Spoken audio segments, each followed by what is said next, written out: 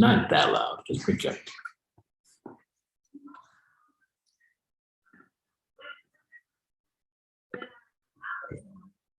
Together a little bit. We're live. Oh, no.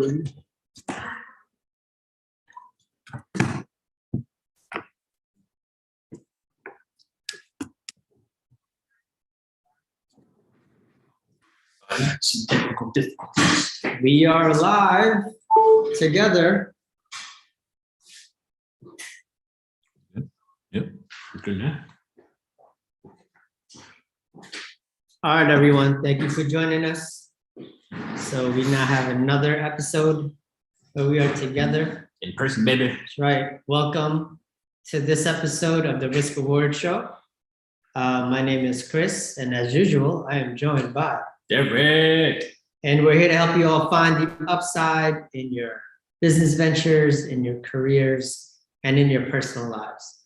So we're going to continue our theme of the Great Recalculation, this time going deep into our stock portfolios.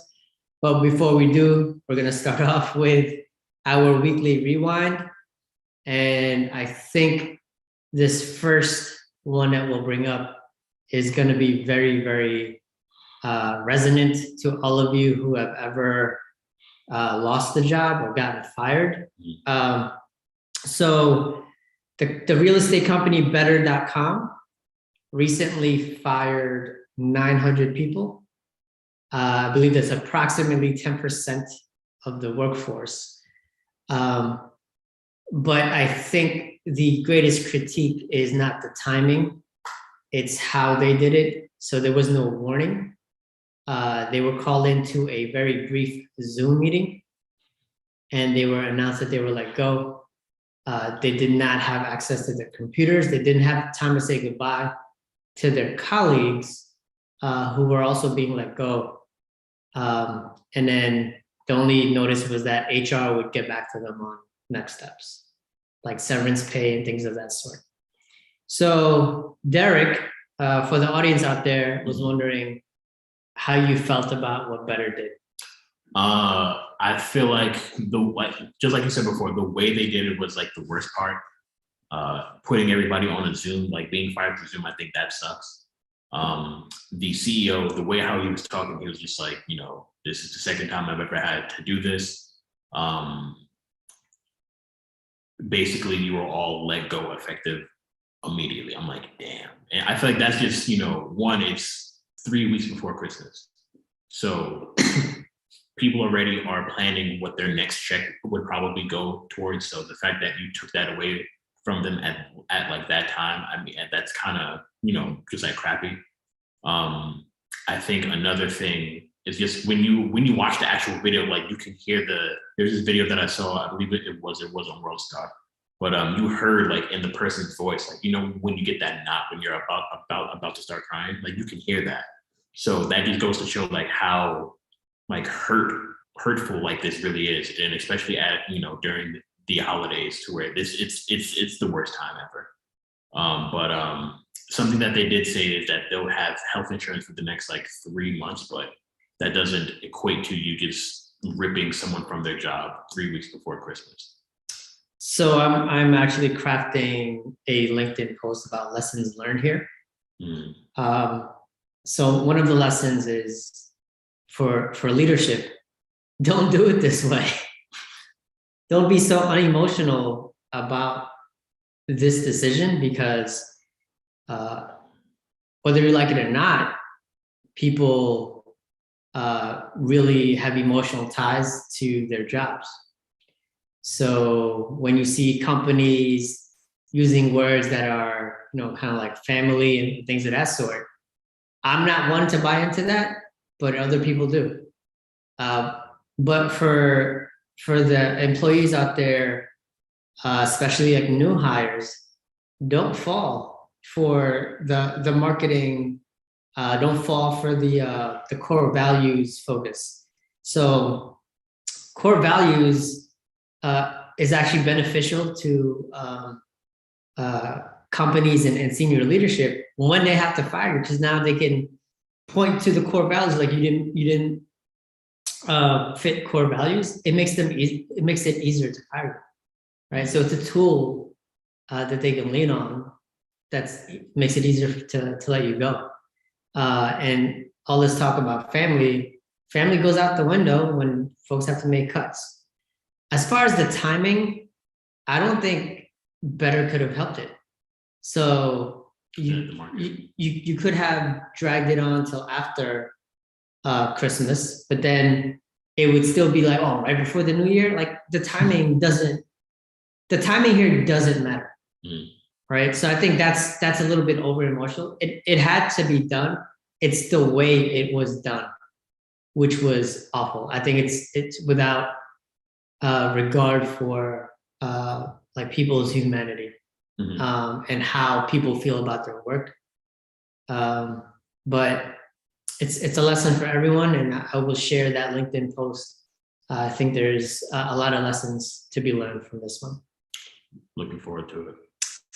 And the next weekly rewind topic, and this might affect all businesses, so it'd be Omicron variant. Really shook things up over the past, let's call it 7 to 10 days.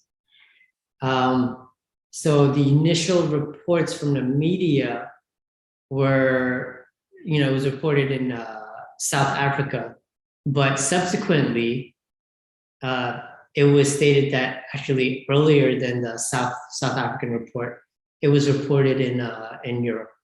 So there might be some issues in terms of reporting, but overall, this shook things up. And so far from what I've been hearing, this variant hasn't led to like catastrophic deaths when it comes to those who are vaccinated. But what was your first reaction, Derek, when the Omicron variant came out? My first reaction was like, why is Omarion?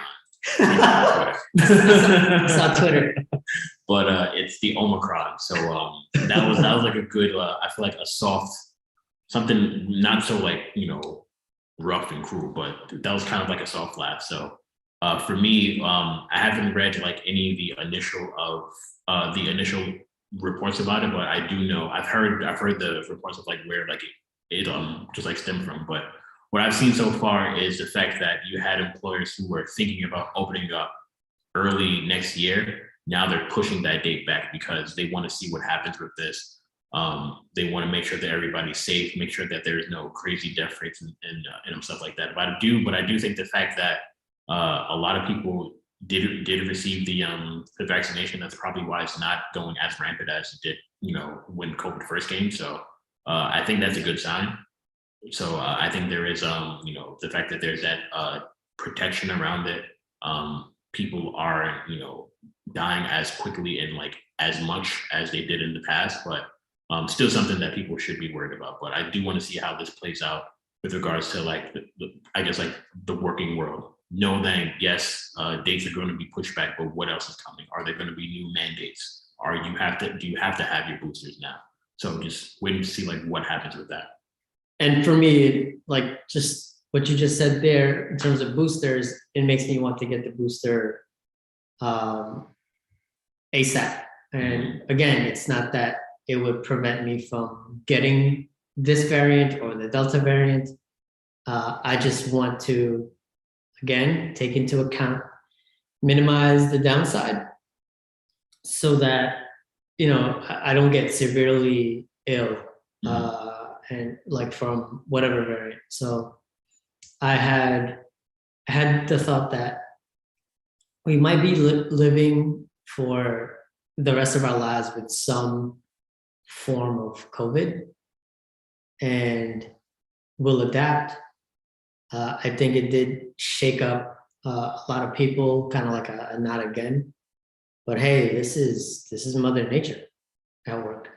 This is what Mother Nature does. This is what organisms do to survive, and hopefully our scientists can outsmart them over the long haul. But I just want people to be as safe as possible. so that we've had so many deaths already. So that's my deal. I'm gonna get my booster as soon as possible. Again, it's not gonna prevent me from actually getting it. I just want the like if I do get it, I just want to make sure that there's some protection, so like I don't get the worst of it. Cool. Yeah.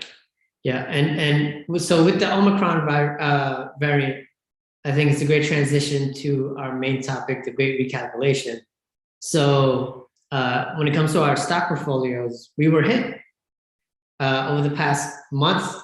Mike Tyson uppercut. That's right. That's what we got. And this is because, so it's a combination of the Omicron variant, folks not accounting for it, but then same time, Fed Chair Powell is now more open to rising interest rates over the near and middle term. And that's going to hit a lot of growth stocks, and we were in a lot of growth stocks. So, hey, let's deal with the pain. So Derek, lay it on us. I am down for the count. I got a Javonte Davis knockout. He hit me with the left hook. he hit me with the left hook. My portfolio is down 10% right now in like this past month. 10% a month. Yeah, 10% this month. The good, I swear, like even though I'm hurting right now, the good thing is that a lot of things are on sale.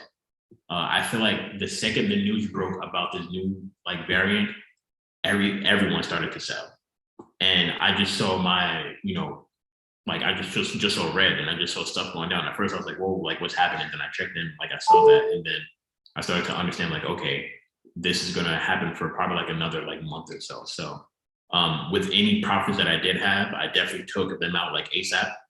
For any stocks that were above or at like their all-time high, I definitely, just took that now just to maintain and just to really to stay safe. But I know for sure there's definitely some stocks that I've seen on sale that I'm like, this is a good price to buy it at, because eventually the market's gonna fix itself. The issues of the world are kind of gonna go to the back burner when it comes to the stock market. So rather than trying to pull everything out, I'm gonna pull some of the stocks that have grown and just buy those stocks that are on sale. Name them. I know. Didn't you have Upstart? Oh, so Upstart. So I mean, I sell like everything, but it's a good buy for right now, because it's I feel like that's gonna go just like back up. But I sold some Upstart when it hit around like 300. But I saw it getting crushed. Yes, it definitely did. Okay. It definitely did to get crushed. So I'm happy I took out my profit even before that happened. Another thing we were talking about before was DraftKings. FanDuel is going to be legal in the state of New York. So I feel like once you hear that, companies like DraftKings are going to be, soon to just like follow. But then you let me know that DraftKings is being shorted. So I got to do more research on that. Yeah. So I believe it's Jim Chanos, who was on CNBC last week. Mm-hmm. And he did a breakdown as to why. I think he said it would take, like they would have to quadruple profits to justify like the valuation. Mm. And well, so don't quote me on that, but it was something to that effect. And when I started to look at like my portfolio, I'm glad I let go of DraftKings a couple of weeks ago. But I feel your pain. You're not out for the count. You just stunned. Stunned.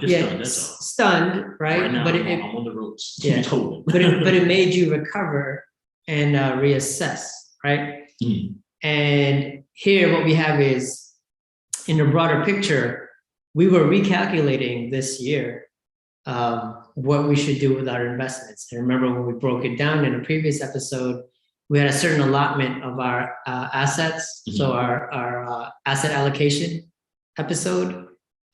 So I have a greater percentage of my assets in stocks than you do. So this turmoil over the past month is going to hit me more, simply because my asset allocation strategy. And then within my portfolio, right? So we did this recalculation in terms of, you know what, we can't just have, cash sitting in savings. It needs to be put to work. We have some real estate. We both have some crypto. We both have some stocks. I don't have real estate, so that real estate money is that I would have if I own property goes to stocks.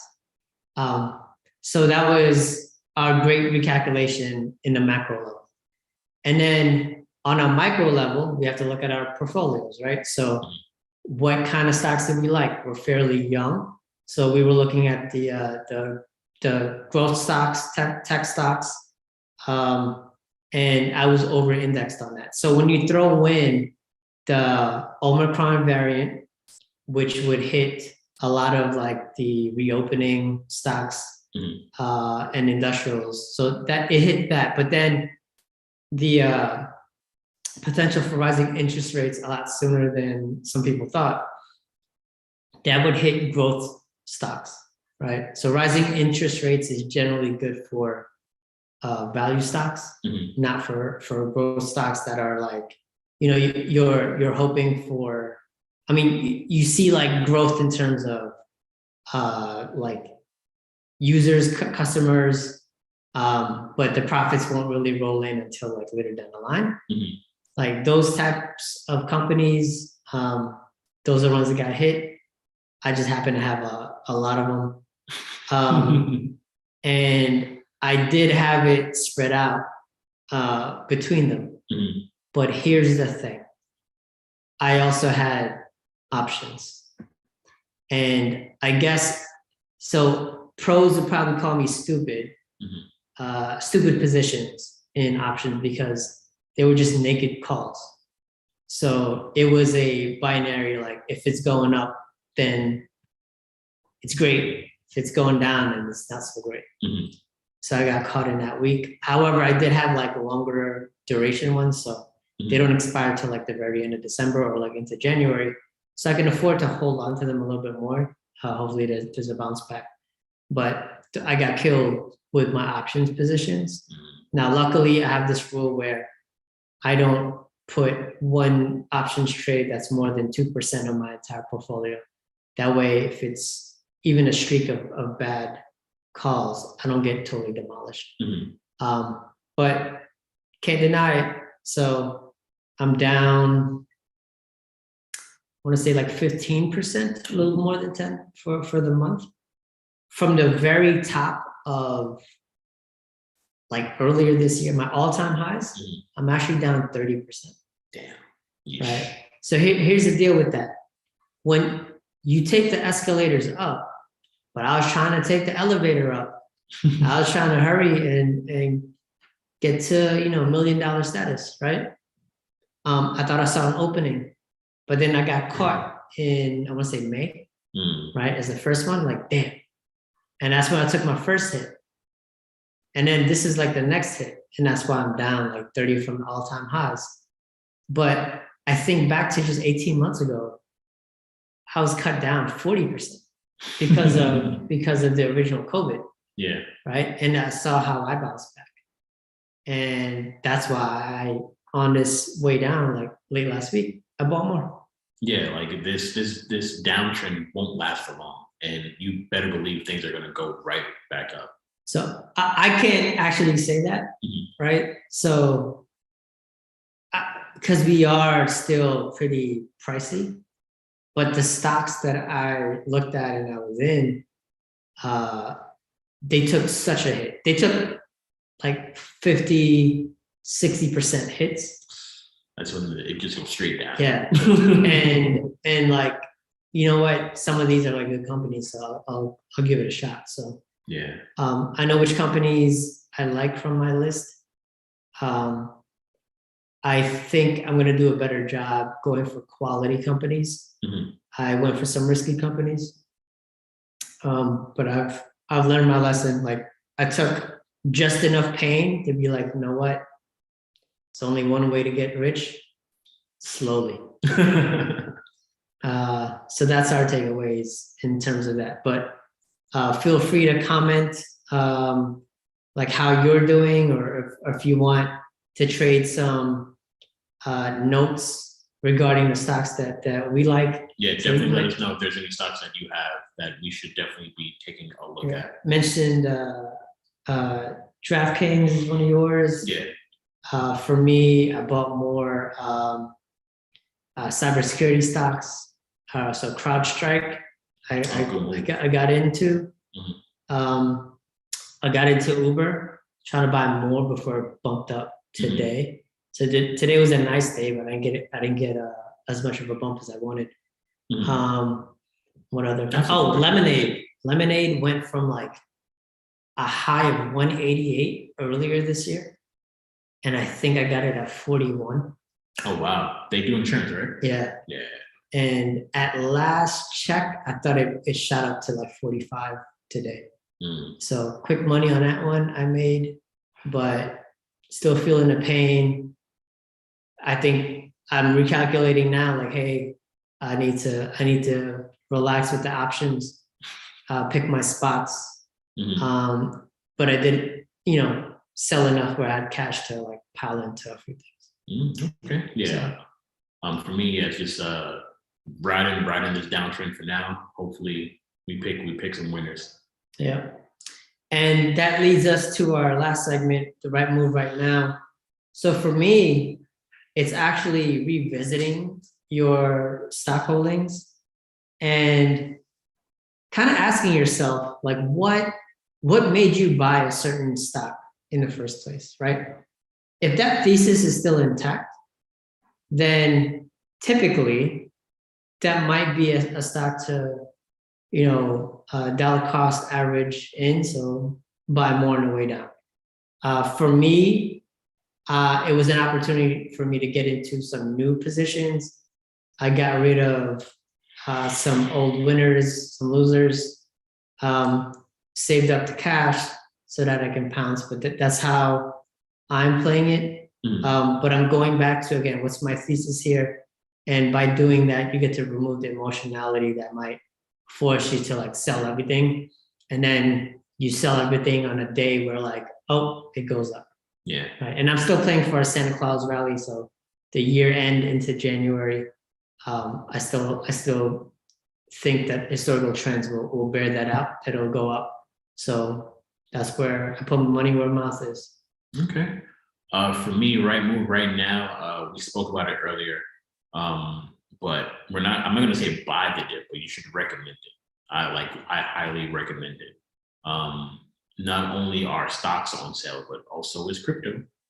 And El Salvador just bought the dip. I saw the crypto fears over the weekend. And we had a crypto episode. We're gonna revisit that. But yeah, like again, like we're not financial advisors here.